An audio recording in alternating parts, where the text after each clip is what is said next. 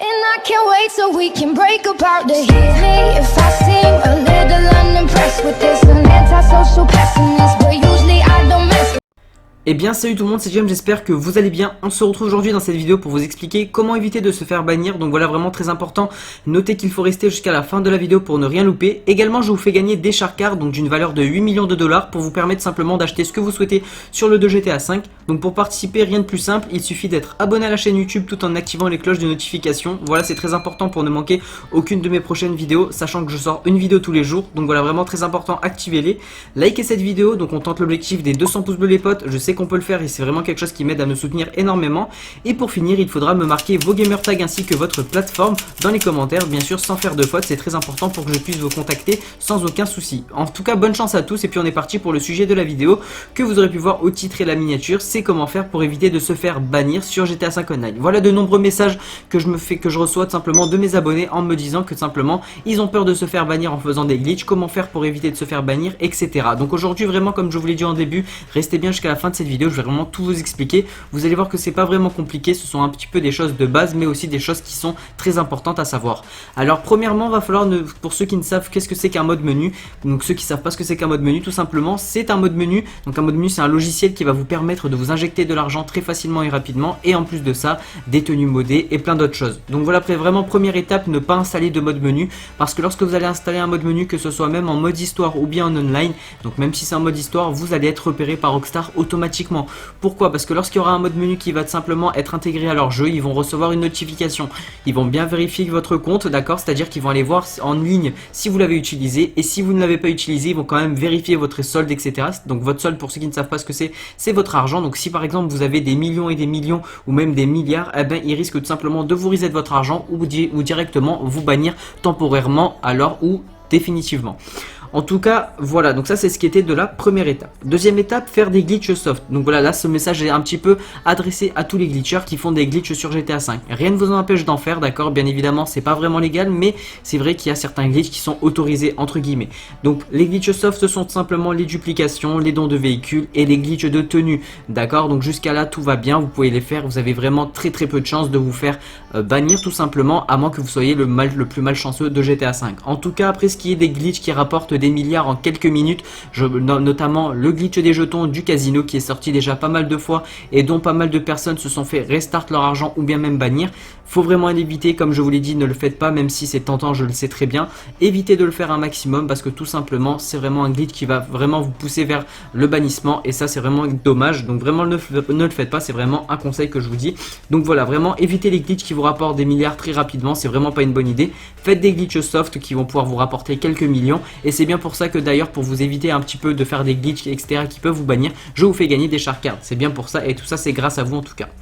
Ensuite, troisième étape, vendre moins d'une vingtaine de véhicules par jour. Quand je dis vendre moins de vingtaine de véhicules par jour, je parle bien sûr des glitchers qui font des glitches de duplication.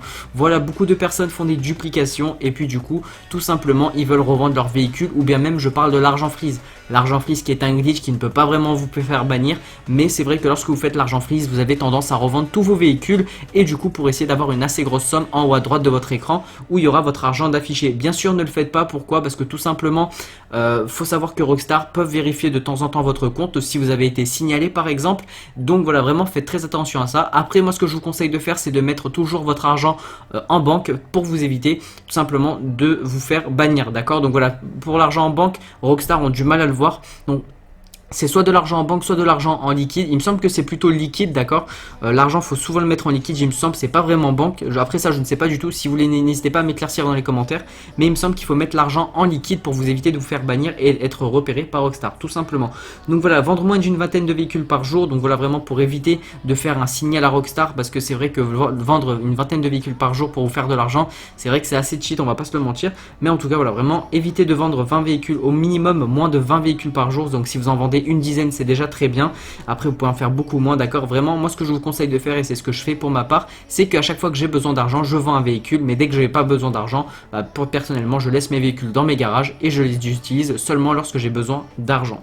Ensuite, va falloir simplement laisser 1 heure entre chaque véhicule. Donc voilà, beaucoup de personnes prennent des véhicules et toutes les 5 minutes, 3 minutes même, ils revendent leur véhicule. Non, ce qu'il faudrait faire, c'est tout simplement vendre un véhicule par heure, 1 à 2 véhicules par heure, pour éviter de simplement d'être repéré par Rockstar. Voilà, si vous vendez trop de véhicules d'affilée, Rockstar, ils vont se dire, attendez, il y a un petit souci là, et ils vont venir sur votre compte pour essayer de voir qu'est-ce qui se passe. Et c'est vraiment pas bon pour vous à ce moment-là. Donc voilà, vraiment évitez de vendre des véhicules trop rapidement par jour. Donc moi, ce que je vous conseille, c'est de laisser entre 1 heure à 2 heures par véhicule. Et en tout cas, c'est une petite astuce pour vous permettre d'éviter de vous faire repérer.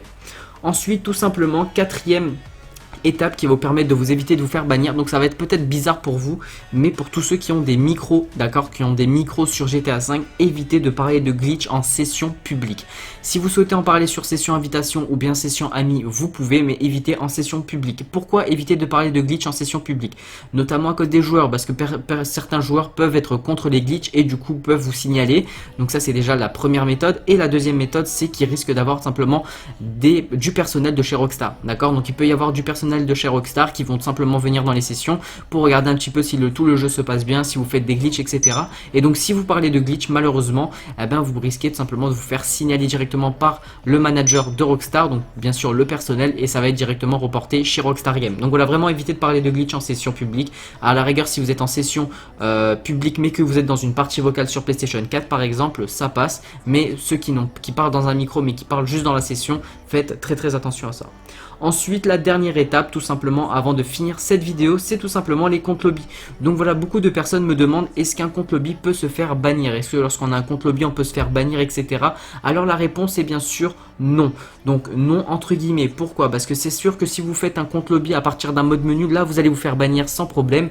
Mais si c'est simplement un compte lobby qu'on vous a donné, qui est déjà sur le jeu depuis pas mal de temps, ou bien sûr que c'est un compte que vous avez transféré dès le début de GTA 5, eh bien vraiment vous aurez aucun problème. Ne vous inquiétez pas pour ça. Voilà, pour ma part, j'ai déjà un compte lobby, j'ai déjà pas mal de comptes lobby. Aucun de mes comptes lobby s'est fait bannir. Voilà, vraiment un compte lobby, si vous faites pas n'importe quoi, etc., que c'est un ancien compte, eh bien vous ne vous ferez pas bannir sans aucun problème. Même si vous recevez un compte de quelqu'un, vous pouvez le prendre avec grand plaisir parce que vous ne vous ferez pas bannir. Voilà, j'espère avoir en tout cas éclairci pas mal de personnes dans cette vidéo. En tout cas, si c'est le cas, n'hésitez pas à me le faire part dans les commentaires en me mettant un bon petit commentaire positif ou négatif pour ceux qui simplement n'ont pas compris quelque chose, etc., ou si ça leur a pas plu.